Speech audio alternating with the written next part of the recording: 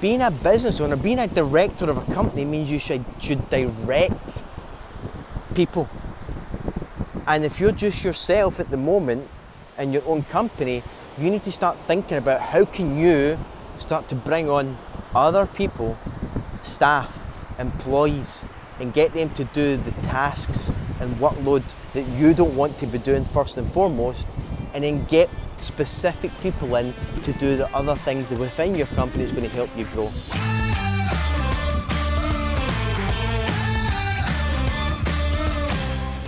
Hi, Paul McFadden here. So today we're going to talk about how I operate and run my businesses in the UK from here, sunny Costa Rica. So this was sparked from a question that I got through Insta Stories. So if we're not connected on Instagram, let's connect. Go to paulmcfadden.com and you can connect with me on the various different social media platforms. Now, through Insta Stories, I do Insta Lives, I do a lot of Q&As, I share a lot of content on there, so it's a good place for us to be connected.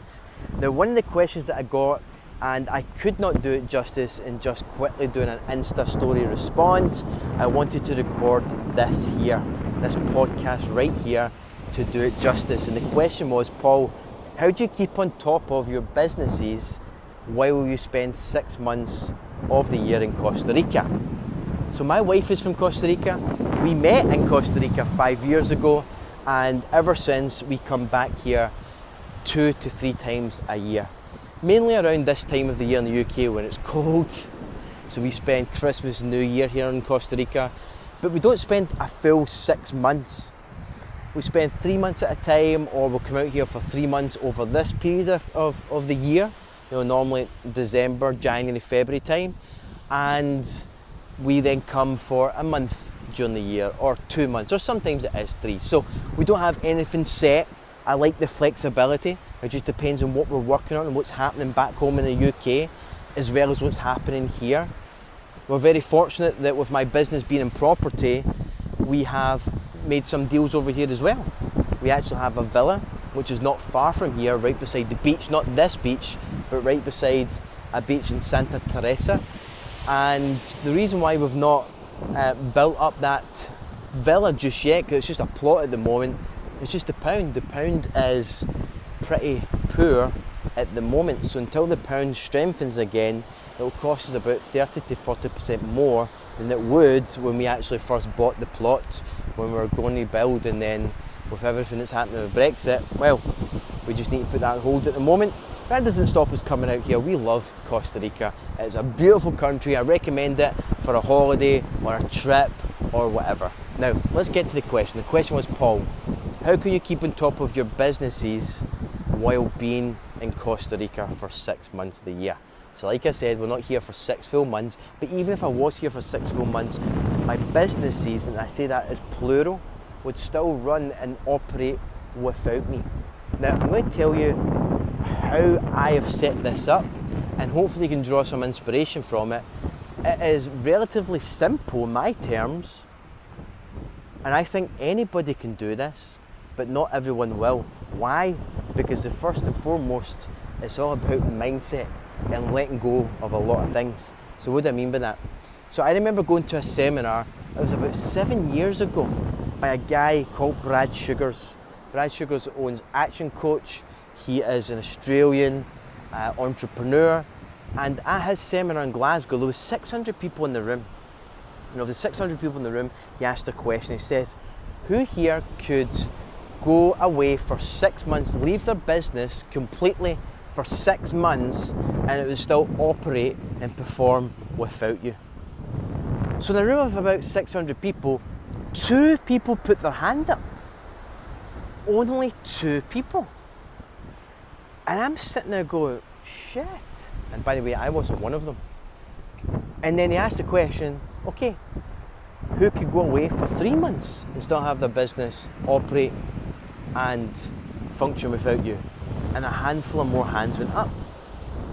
And all I could think about in a room which is primarily focused towards business owners, there's a room of only 2 people who could leave their businesses and still have it run and perform without them for 6 months and a handful more for 3 months, all I can think about is that they're no different from someone who's living paycheck to paycheck, month to month, getting paid.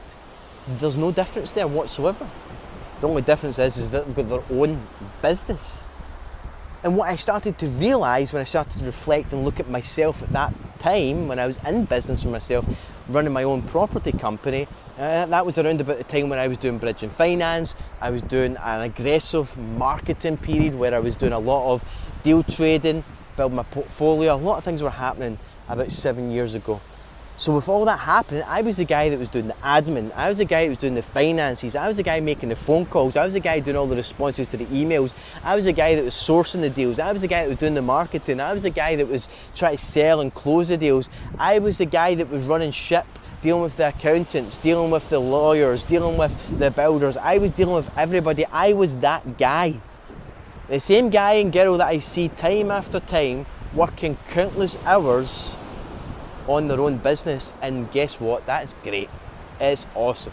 At least you're doing it for yourself and your own business first and foremost. But you can still be that guy who's employed working crazy hours because you've got a bigger picture. You want to get the promotion. You want to take over the company. And guess what? That's a worthy goal as well. But for me, when I see that, what I see and what I observed in myself is that I was a busy fool.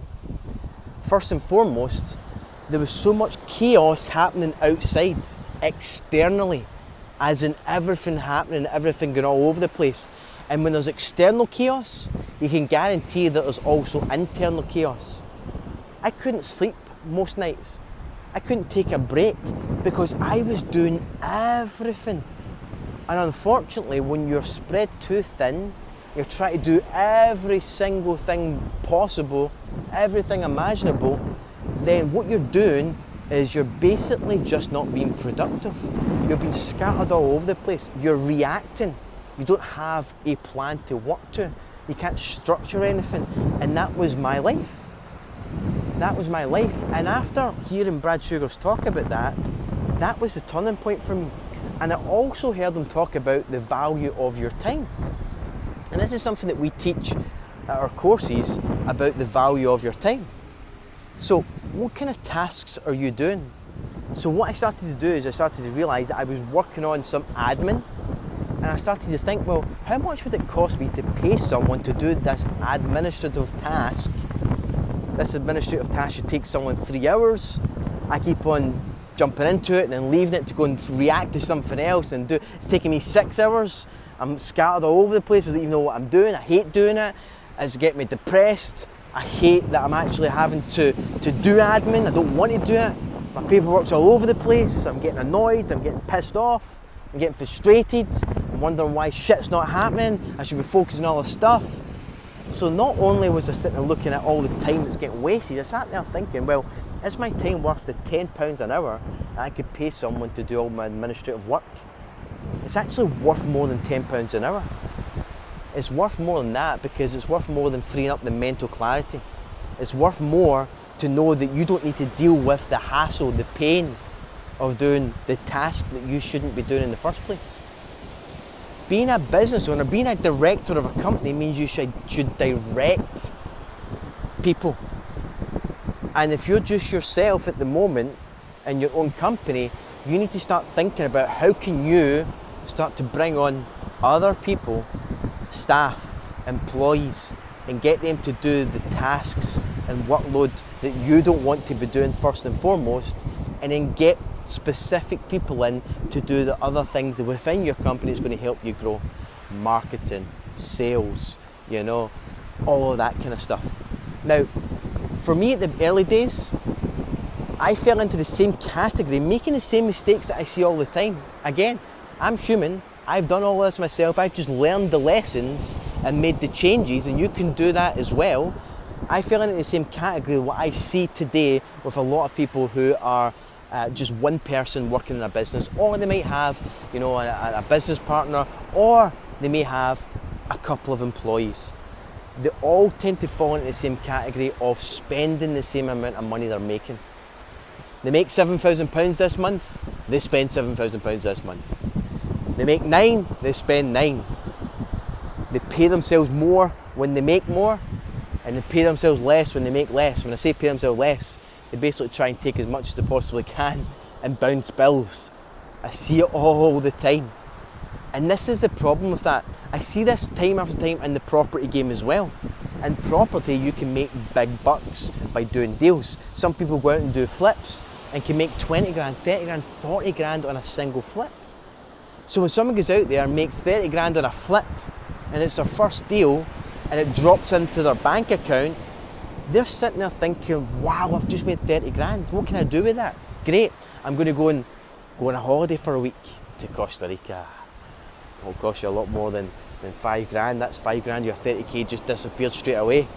And then you go, great, well, I need to, get some new clothes. I need to give this person some money. I need to pay off some of these debts. I need to do this, I need to do that. I need to get a new car. Before you know it, you're falling into the instant gratification mode of taking before you actually have truly earned it. You're running a business. And I started to realise that for every time that I spend the same amount of money that's coming in, month after month, that's hemorrhaging my growth.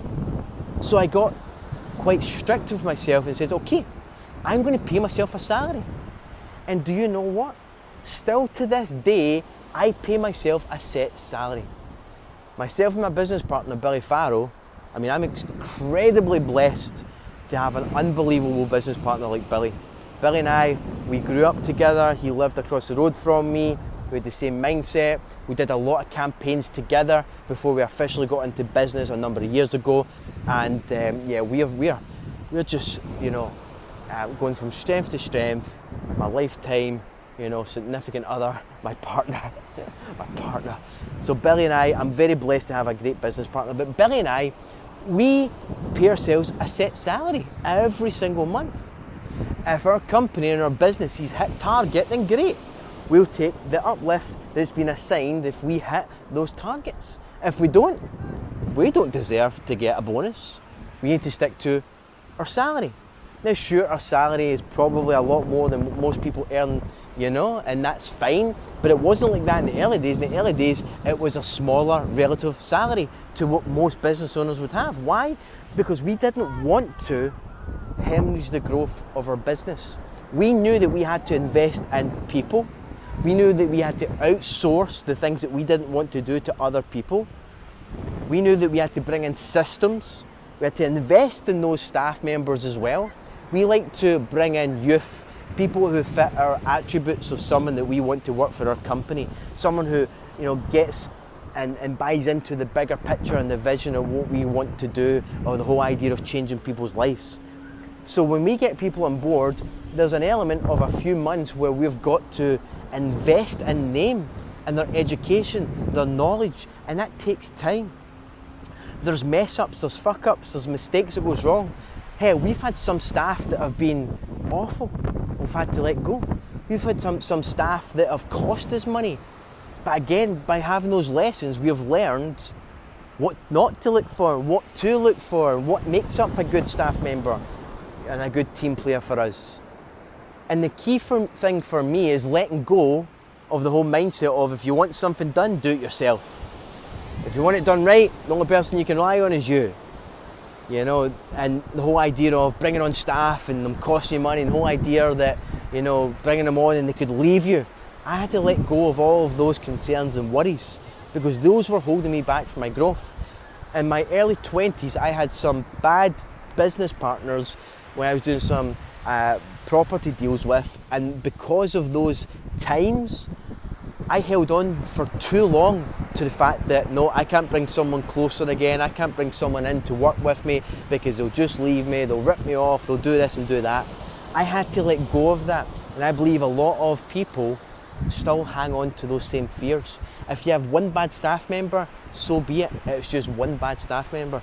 Don't make it anything bigger than it actually is. So I started off going with, okay, what's the things that I don't want to be doing that's causing too much stress to me, it's creating so much internal and external chaos, where I should be paying someone else to do.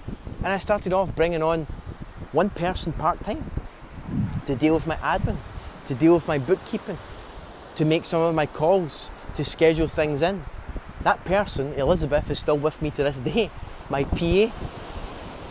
So she was my first employee, my first official employee about 6 years ago. And 6 years ago, she was doing all of my work, doing all my calls, and freed up so much of my time that she no longer cost me money. She actually made me money. Why? She made me money because she freed up me to go and focus on income producing activities. And then thereafter, I started to look to employ other staff members. So it's the same idea. I start to look and go, okay, what do we need to do in this area? Can we bring in someone that can run all the marketing side of things and look after what you're working on, Billy? Can we bring someone in to do this? Can we bring someone in to do that? And then before you know it, you start to bring in staff, and the reason you can do that is because you're not squandering all the money that your business is making. So when you start making money, pay yourself a set salary, live within your means, don't go after the instant gratification because you've not earned it yet. Have a bigger picture of a 10-year thought process. Think 10 years. 10 years is right there. You can reach out and grab it. 10 years is right there. You can have all the success and all the money beyond your wildest dreams if you're just prepared to allow yourself the time before you start rewarding yourself with the nicer cars, the bigger houses, you know, the holidays and all that kind of stuff. Even though I'm here in Costa Rica, I still get a minimum of 6 hours work done every day. I do 2 working blocks of 3 hours each working block, and I love what I do. I'm passionate about it. So it's a different story for me. It's like I feel cool about working out here. I'm working right now, recording this podcast while, you know, my wife and my daughters are playing in the beach. I'm going to go and spend lunch with them, I'm going to have a good time, and you can have it all. You can have this lifestyle if that's what you're craving and what you want. We set up systems and procedures with all our staff. There's weekly reporting where we check in and find out, you know, how they're performing, how they're getting on. Are they reaching their targets? We do not micromanage. We let our staff members fly. Every one of our staff members want to support one another. They get behind one another. They're all working for the greater cause, and that is changing people's lives. And part of our questions each week is that how can we help you do your job a lot better? What's your biggest challenges this week? How can you overcome those? Where do we need to assist you with? What do we need to invest in you to help you become a better version of yourself? Are you getting fulfillment out of what you're doing? We always have this policy of never keep your seat warm. And what we mean by that is that they should be thinking about their next promotion. They should be forward thinking, going, how can I impress these guys by doing X, Y, and Z and doing more? That doesn't mean working more hours, but doing more over and above their typical job role to impress, so they can get a promotion and step up. Because we love promoting people, we really do, because what that means is that we're then getting good quality people who can then manage new people who come through. Hence why we have got a whole structure in place that I'm responsible to one person. That one person is responsible to 3 people. Those 3 people are responsible to 2 people, and so forth. And then Billy's got his hierarchy of people who he's responsible to and who they're responsible to. And when you create that, it means that those people who that are responsible directly to you, you're coordinating, chatting and having a conversation with them. So it's not like you're having to talk to 30 different staff members at any one given time. No, you're talking to 1 or 2 people, and they're spreading the word throughout, and everybody's round and getting behind the grander picture of what the company is doing. And we're all listening to one another. We always have an open book policy to come forward and talk to us about any concerns or anything. And when you foster this type of attitude in your company, then you can have absolute trust. We have got a policy of extreme ownership. If someone fucked something up, put your hand up and say, I fucked it up, this is why, I'll make sure it never happens again. That extreme ownership, we've got so much respect, and because of that, the trust that I've got in my team, the trust that Bill and I have, I can spend as long as I want. And to answer Brad Sugar's question, if he asked that today, is that I could disappear for years and my business would still function. I can still run my training courses virtually from Costa Rica. I don't have to attend in person for those to happen, for those to work. I can deliver everything online. But I still got a lot of unfinished business to do in the UK, hence why I still came back, and hence why I've still got a lot more things that I want to be doing, and that's fine. I love the lifestyle that I've got, but what got me questioning my lifestyle 7 years ago was Brad Sugar's, that very question. And I deliberately, aggressively went out my way over a number of years. It never took me overnight. It wasn't overnight success for me in terms of, having this lifestyle of being able to disappear for 6 months. It took me a good 3 years, and I had a lot of properties. I had a lot of properties generating a lot of income. I was a typical landlord that had massive income coming in, have lots of properties, but what happens when you've got lots of rental properties? You've got lots of tenant problems, tenants not paying the rent, you've got renovations, repairs, so many issues. So it's not all that glamorous sometimes, hence why what we teach is about having an element of trade in your business. So you do some packaging deals, you do some flips, hold your property for the long term. So with all that in mind, even as property guys, we need to start getting ourselves out of the picture. Don't manage your own properties. Get a letting agent to do that, Don't be doing any of the work yourself in those properties. Get an electrician. If you're an electrician to trade, well, you should continue being an electrician if that's what you want to be. But if you want to be a property developer, hire a fucking electrician. Because you need to focus about your next property deal, raising the next amount of finance, finding that next deal, not wiring, rewiring a house. Pay someone else to do that. That's the whole idea. So we can all start wherever we are. If it means that we need to reduce our take home and live within our means for a period of time, 6 months to a year, until you can just employ that one staff member, even if it's on a part-time basis, to take the administrative stuff away from you, the setting up and scheduling of calls, the follow-up. If you can just bring someone on to do that, that's the start of it. Because it frees up your mind, it frees up your time to get focused more on income producing activities, and before you know it, and still living within your means and only slowly, gradually increasing your salary so you can still stay sane and still be able to enjoy a better lifestyle, within a year, 2 years, 3 years, what it took me is you'll have a core staff of people that are all working for you, so you could disappear and the ship still steers. The ship is still going to make its destination, because everyone knows what the grand purpose of what they're doing and what it's all supposed to be, heading towards. They're all behind the greater vision and purpose of the company, and more importantly, they're treating their role as if it was their own company. We've truly got a little family. We've fostered that family type relationship with all of our staff. And hey, there's some people there that are just employees, and that's fine. As long as they stay positive, upbeat and everything, then we're all happy with that. As long as they don't become a negative influence, we're good. And when you start to outsource, when you start to hand off those tasks, and you start to realise that, wow, I can do more video content, I can do more social content, I could write a book, I could direct more, I could have some think time to think about how I strategically take the company forward next year. I can start looking at the due diligence of acquiring this other business. I can start looking to diversify and invest into this or that. You can't do all of that while you're still doing everything yourself in the business. And even though I'm here in Costa Rica, I still feel like I am one step away, one moment. I still feel my business, my staff close to me. I could pick up the phone, I could drop a message, and that's a mindset thing when people think, well, how can you run your business anywhere and still make sure it operates? Well, I hope you get some insight from what I have done. I could probably keep on talking and go through a lot more things, but that is the high level core stuff that allowed me to have the lifestyle that I enjoy just now. And I'm still very active in not all of my businesses, but I'm mainly active in two at the moment. And I'm happy with that. I will always be active. I could not live the beach life where I'm just sitting on the beach 24/7. That to me would depress the hell out of me. I need my mind working. I need to be, active. And yes, it's all dependent on your lifestyle and what you're doing. So hopefully you get some inspiration from this.